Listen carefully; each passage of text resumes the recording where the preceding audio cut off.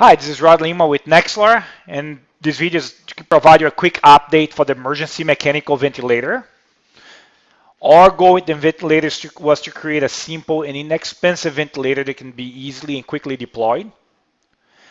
This video is going to show you the final prototype, and we're currently seeking partners that can help us finalizing the prototype for production and manufacturing.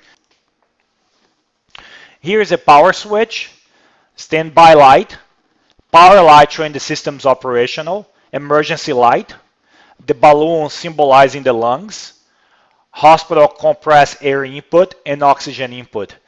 Inside the NEM enclosure box, we added industrial control for controlling the mixture of oxygen and hospital air.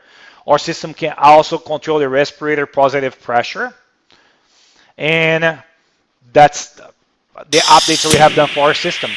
Again, we're looking for partnerships to help us take this prototype into the market and help deploy quickly and inexpensively.